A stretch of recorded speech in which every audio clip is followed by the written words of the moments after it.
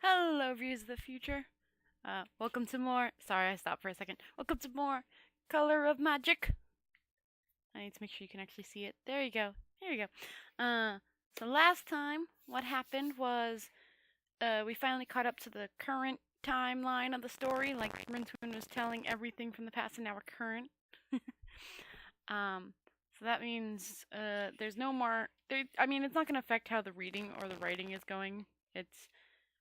But now Rincewind doesn't know everything that's gonna happen to him. I mean, he didn't know before, but you know that that's fine. All right, I'm just gonna start. I really don't know how to summon up what happened last. Summon up, summon. Yeah, that was how you say that. Okay. Right, start. I'm gonna put that there so I don't lose it. Several hundred yards downriver from the last smoldering suburbs of the city, a strangely rectangular and heavily waterlogged object touched the mud on the Windershin bank. Immediately it sprouted numerous legs and scabbered for a purchase. Hauling itself to the top of the bank, the luggage, streaked with soot, stained with water, and very, very angry, shook itself and took its bearing. Then it moved away at a brisk trot. My ears itching, sorry. Then it moved away at a brisk trot, the small, incredibly ugly imp that was perched on the lid, watching the scenery with interest. So, the camera imp got out, and the luggage got out. I don't know if the camera got out. I suppose the camera did. I don't know. Anyways, we'll keep going. Braved, Barved, B-R-A-V-D, Braved, looked at Weasel and raised his eyebrow. And that's it, said Rincewind. The luggage caught up with us. Don't ask me how. Is there any more wine? The Weasel picked up the empty wineskin. I think you have had just about enough wine this night, he said. Braved forehead wrinkled. Gold is gold, he said finally. How can a man with plenty of gold consider himself poor? You're either poor or rich. It stands to reason. Rincewind hiccuped. He was feeling reason rather difficult to hold on to. Well, he said, what I think is, the point is, well, you know Ocarine? Octeron? The two adventurers nodded. The strange, iridescent metal was almost as heavily valued in the lands around the Circuit Sea as Serpine pure wood, and was about as rare. A man who owned a needle made of Octeron would never lose his way, since it always points to the hub of the disc, being acutely sensitive to the disc's magical field. It would also miraculously darn his socks. Well, my point is, you see, that gold also has its sort of magical field. Sort of financially wizardry. Economics, Rincewind giggled. The Weasel stood up and stretched. The sun was well up now, and the city below them was wreathed in mist and full of foul vapors. Also gold, he decided. Even a citizen of Moorpork would, at the very point of death, desert his treasures to save his life. Time to move. The little man called Twoflower appeared to be asleep. The Weasel looked down at him and shook his head. The city awaits, such as it is, he said. Thank you for your pleasant tale, wizard. What will you do now? He eyed the luggage, which immediately backed away and snapped its lid at him. Well, there are no ships leaving the city now, giggled Rincewind. I suppose we'll take the coast road to Trim. I've got to look after him, you see. But look, I didn't mean it. I didn't make it.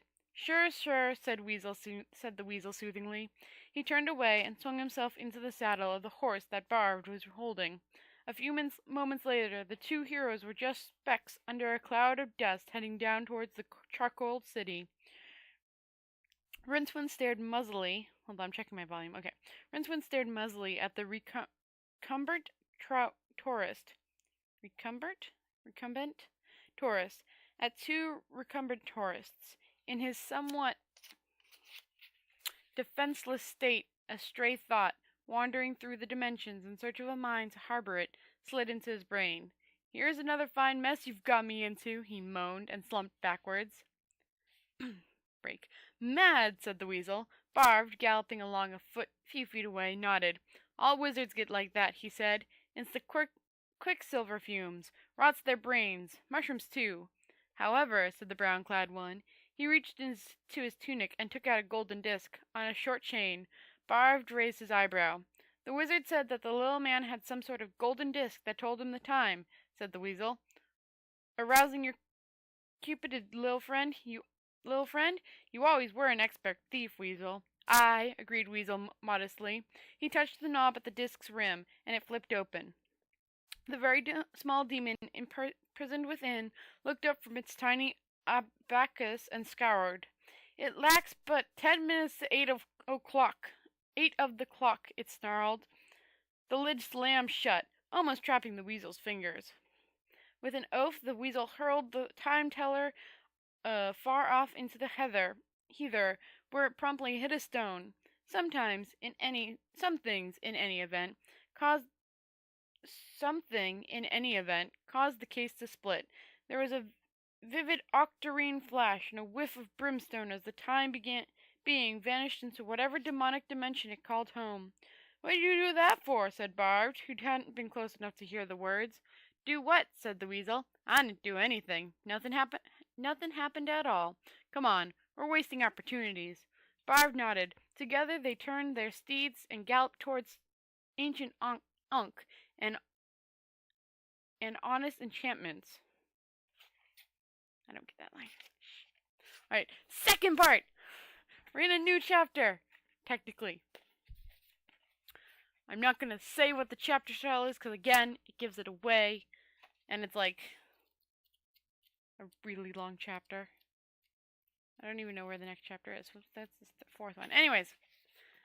The Discworld offers sights far more impressive than those found in universities built by creators with less imagination, but more mechanical aptitude. Although the disk's sun is but an orbiting moonlet, its prominences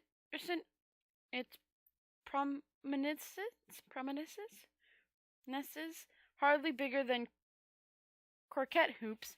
The slight drawback must be set against the tremendous sight of Great Attune the turtle, upon whose ancient and meteor-riddled shell the disk ultimately rests. Sometime, in his slow journey across the shores of infinity, he moves his country-sized head to snap at a passing comet. But perhaps the most impressive sight of all, if only because most brains, when faced with the sheer galactic enormity of Attune, refuses to believe it, is the endless rimfall, where the seas of the disk boil ceaselessly over the edge into space. Or perhaps it is the rimbo, the 8-colored, world-grinding rimbo that hovers in the mist-laden air over the fall. The eighth color is octarine, caused by the scattered effect of strong sunlight on an intense magical field. Or perhaps, again, the most magnificent sight is the hub. There, a spire of green ice 10 miles high rises through the clouds and supports at its peak the realm of Dune Manifestin, the abode of the Disc Gods. The Disc Gods themselves, despite the splendor of the world below them, are seldom satisfied. It is embarrassing to know that one is a god of a world that only exists because every improbability curve must have its far end, especially when one can peer into the other dimensions at worlds whose creators had. Okay, let's start. It is embarrassing to know that one is a god of a world that only exists because every improbability curve must have its far end. Especially when one can peer into other dimensions at worlds whose creators had more mechanical aptitude than imagination. No wonder, then, that the Disc Gods spent more time in bickering than in omnicognizance.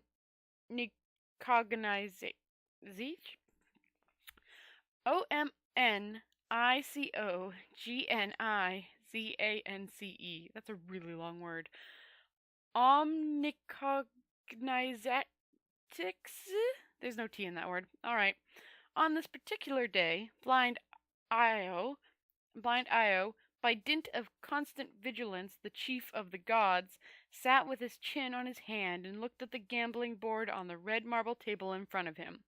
Blind Ode had gotten his name because, where his eye socket should have been, there was nothing but 2 areas of black skin.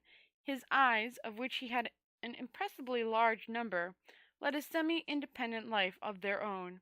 Several were currently hovering above the board. The gaming board was a carefully carved map of the Discworld, overprinted with squares. A number of beautifully modeled playing pieces were now occupying some of the squares. A human onlooker would, for example, have recognized in 2 of them the likeness of Bard and the Weasel. Others represented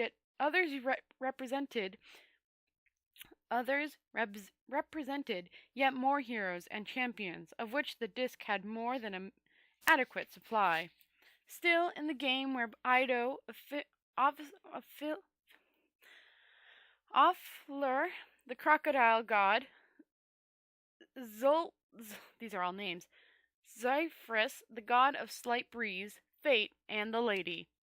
Still in the game were Io, Offler, Zyrus, Fate, and the lady. So 5 people are still playing. They were giving their their name and what they do, like Io, and then Offler, who's the crocodile god, Zephyrus, the god of slight breezes, fate, and the lady. So, there was an air of concentration around the board now that the lesser players had been removed from the game. Chance had been an early casualty, running her hero into a full house of armed gnolls, the result of a lucky throw by Offler. And shortly afterwards, Knight had crashed his chip,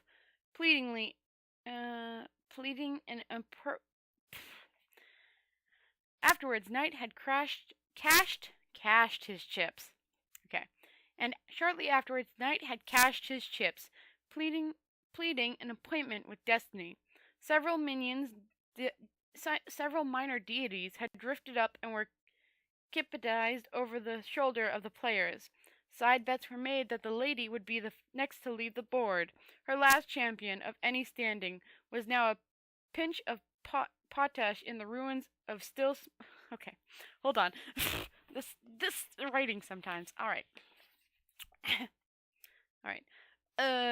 Her last champion of any standing was now a pinch of potash in the ruins of still smoking Ankh-Morpork, and there were hardly any pieces that she could promote to first rank. Blind O took up the dice box, which was a skull with various orifices,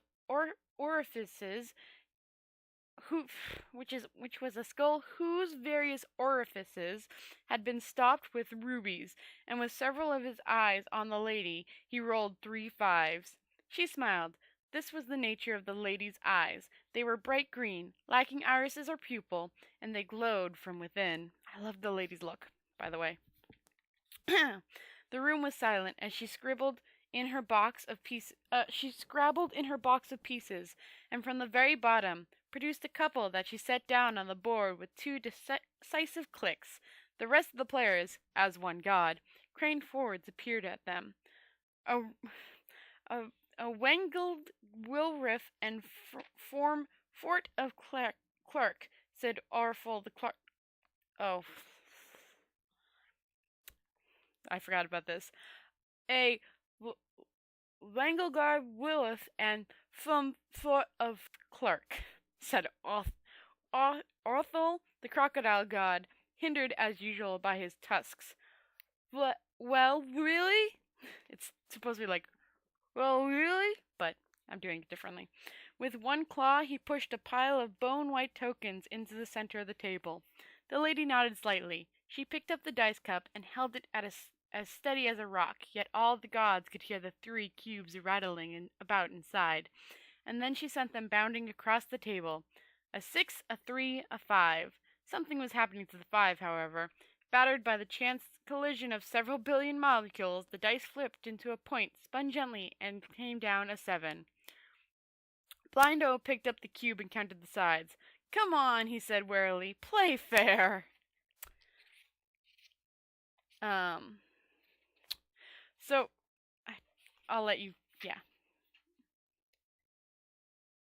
I hope I said those words right. um, yeah, sorry. The road from Ankh-Morpork to Chimmer is high, white, and winding, a 30-league stretch of potholes and half-buried rocks that spiral around mountains and dip into cool green valleys of citrus trees, cross Lima Webble gouges on creaking rope bridges, and is generally more picturesque than useful. Picturesque. That was a new word to Rincewind the wizard. B. B. Me. B. Made you. Like, it gives a little mini description. I don't know if you can see it. These hasn't been going well. So you can kind of see it there. It says b.mgc.com, a unseen university, parentheses, failed, parentheses. It was one of a number he had picked up since leaving the charred ruins of Ankh-Morpork. Quaint was another one. Picturesque meant, he decided after careful observation of the scenery that inspired Twoflower to use the word,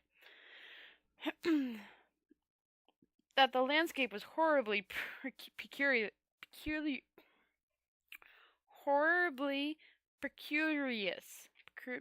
dangerous.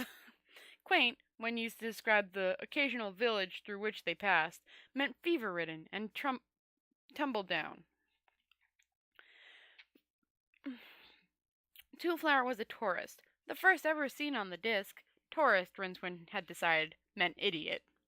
As they rode leisurely through the thyme-scented, bee-humming air, Rincewind pondered on the experiences of the last few days. While the little foreigner was obviously insane, he was also generous and considerably less lethal than half the people the wizard had mixed with in the city. Rincewind rather liked him. Disliking him would be like kicking a puppy. Currently, Twoflower was showing a great interest in the theory and practice of magic. It all seems, well, rather useless to me, he said. I always thought that, a wizard just said the magic words, and that was that. Not all this tedious memorizing. Rincewind agreed moodily. He tried to explain that magic had indeed once been wild and lawless, but had been tamed back in the mist of time by the older ones, who had bound it to obey, among other things, the law of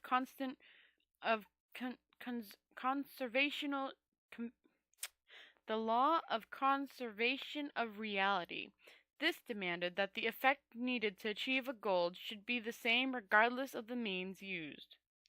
In practice terms, that meant that, say, creating the illusion of a glass wine was relatively easy, since it involved merely the subtle shifting of light patterns. On the other hand, lifting a genuine wine glass a few feet in the air by sheer mental energy required several hours of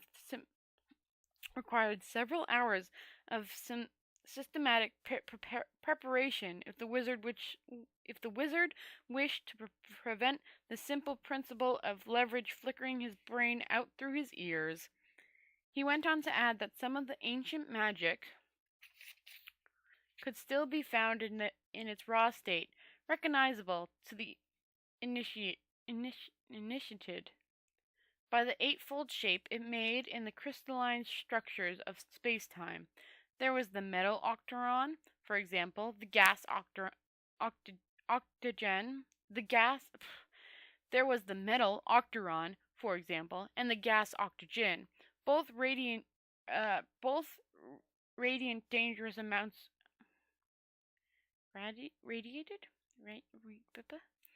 both radiated dangerous amounts of raw enchantment. It's all very depressing, he finished. Depressing? Rincewind turned in his saddle and glanced at Twoflower's luggage, which was currently ambling along on its little legs, occasionally snapping its lid at butterflies. He sighed. Rincewind thinks he ought to be able to harness the lightning, said the picture imp, who was obviously observing the passing scenes from the tiny doorway of the box slung around Twoflower's neck. He had spent the morning painting picturesque views and quaint scenes for his master, and had been allowed to knock off for a smoke.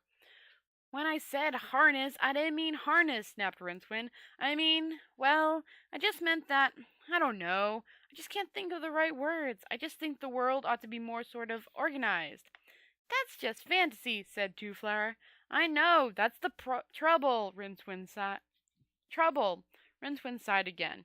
It was all very well going on about pure logic and how the universe was ruled by logic and the harmony of numbers, but the plain fact of the matter was that the disk was magnificently. Sorry.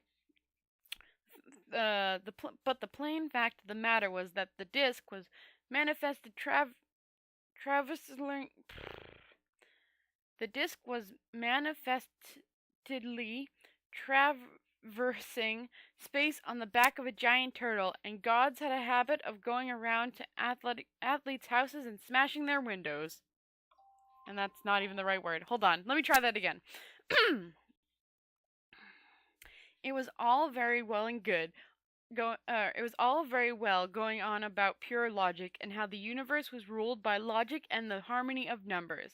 But the plain fact of the matter was that the disk was manifestingly traversing space on the back of giant turtles, and the gods had a habit of going around to atheists' house and smashing their windows.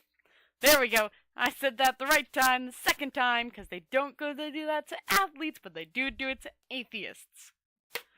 This is why I'm doing this, so I can get better at reading. Anyways, that was, sorry, I'm like all itchy, it's weird. That was Color of Magic.